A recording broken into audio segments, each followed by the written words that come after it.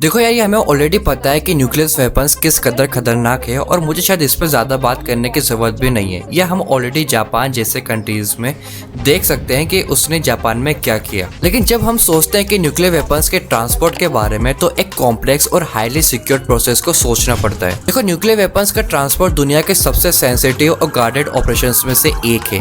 ये ऑपरेशन इतना सीक्रेट है कि इसकी डिटेल सिर्फ कुछ ही लोगों के पास होती है। जब एक न्यूक्लियर वेपन को एक प्लेस से दूसरे प्लेस तक ले जाना होता है तो एक मल्टी लेयर्ड और प्लान प्रोसेस होता है। तो देखो, सबसे पहले न्यूक्लियर वेपन्स के ट्रांसपोर्ट की प्लानिंग एक कॉम्प्लेक्स चेस गेम की तरह होती है। ये प्लानिंग कभी भी आसान नहीं होती।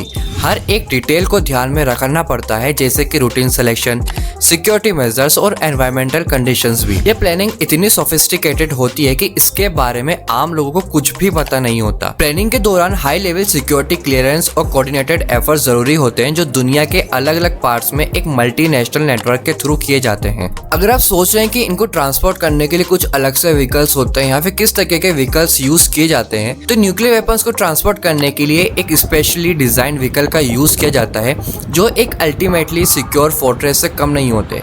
ये व्हीकल जैसे कि मिलिट्री ट्रक्स और एयरक्राफ्ट एडवांस सिक्योरिटी फीचर्स से लपेटे हुए होते हैं। हर व्हीकल को ऐसे डिजाइन किया जाता है कि वो न्यूक्लियर वेपन्स के लिए ऑप्टिमल प्रोटेक्शन प्रोवाइड कर सके। इन व्हीकल्स को स्पेशल शील्डिंग से प्रोटेक्ट किया जाता है, जो रेडिएशंस को भी ब्लॉक कर सकती है। लेकिन यहाँ भी एक अनोखी बात है। क्या आपने कभी सोचा है कि ये व्हीकल्स किस तरह से उनके रास्ते के हर कोना और हर रूट को सिक्योरिटी ब्रीचेस से बचने के लिए प्रिपेयर किए जाते हैं? हर रूट के हर एक इंच को केयरफुली मॉनिटर किया जाता है। जीपीएस ट्रैकिंग और एडवांस सर्विलेंस सिस्टम का यूज किया जाता है ताकि हर स्टेप पे सिक्योरिटी एंश्योर की जा सके। देखो, न्यूक्लियर वेपन्स का ट्रांसपोर्ट एक ऐसा प्रोसेस है जहाँ सिक्योरिटी प्रोटोकॉल्स एक इम्पोजिंग शील्ड की तरह काम करते हैं। इन प्रोटोकॉल्स में इंक्लूड होता है armed escort, secure transport containers और multiple layers of security checks. हर कंटेनर जो न्यूक्लियर वेपन को रखता है वो स्पेशली डिजाइन होता है, जो ना तो अनऑथराइज्ड एक्सेस को अलाउ करता है और ना ही एक्सीडेंटल डिटोनेशन को। सिक्योरिटी पर्सनल जो इस ट्रांसपोर्ट को सर्वेलेंस करते हैं वो हाईली ट्रेंड होते हैं। इनका ट्रेनिंग ऐसा होता है कि वो किसी भी पॉसिबल थ्रेट को हैंडल कर सके।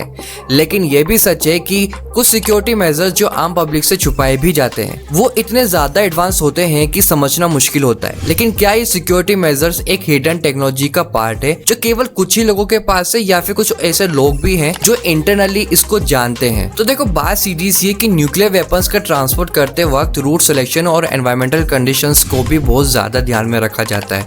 रूट को ऐसे सेलेक्ट किया जाता है जो सिक्योरिटी कंसर्न्स और एनवायरमेंटल हैजार्ड से फ्री हो। लेकिन हर रूट के साथ एक हिडन डेंजर भी होता है। ये डेंजर कोई नेचुरल हैजार्ड हो सकता है, जैसे कि वेदर कंडीशंस या फिर कोई पोटेंशियल सिक्योरिटी थ्रेट। ये भी होता है कि रूट के दौरान किसी भी समस्या से निपटने के लिए सीक्रेट प्लान्स ऑलरेडी तैयार किए जाते हैं। देखो, न्यूक्लियर वेपन्स का ट्रांसपोर्ट कभी भी आइसोलेटेड प्रोसेस नहीं होता। इसमें इंटरनेशनल कोऑपरेशन और कोऑर्डिनेशन का भी रोल होता है। ये कोऑपरेशन एक सीक्रेट नेटवर्क के थ्रू किया जाता है, जो मल्टीपल कंट्रीज और एजेंसीज के बीच ही होता है। हर कंट्री और एजेंसी का अपना एक रोल होता है और एक रेस्पॉन्सिबिलिटी भी होती है, जो सिक्योरिटी और एफिशिएंसी को एंश्योर करने में हेल्प भी करती है। इस कोऑपरेशन के दौरान हर कंट्री और एजेंसी के बीच एक हाई लेवल ऑफ ट्रस्ट और कम्युनिकेशन भी जरूरी होता है। लेकिन इसके पीछे एक हिडन नेटवर्क होता है जो एक सीक्रेटिव और स्ट्रेटेजिक मैनर में ऑपरेट करता है। अब देखो, ऐसा नहीं है कि अगर प्लान फेल हो जाए तो कोई दूसरा प्लान नहीं होता। न्यूक्लियर वेपन्स के ट्रांसपोर्ट के दौरान इमरजेंसी मेजर्स भी रखे जाते हैं। ये मेजर्स ऐसे सिचुएशन के लिए प्रिपेयर किए जाते हैं जहां एक अनफोर्सीन इवेंट हो सकता है। इन मेजर्स में इंक्लूड होता है emergency response team, backup transport route और फेल सेफ सिस्टम्स। लेकिन इन मेजर्स के पीछे भी एक रहस्य होता है। इमरजेंसी रेस्पॉन्स टीम को किस तरह से ट्रेन किया जाता है, बैकअप रूट्स और फेल सेफ सिस्टम किस तरह से डिजाइन किए जाते हैं,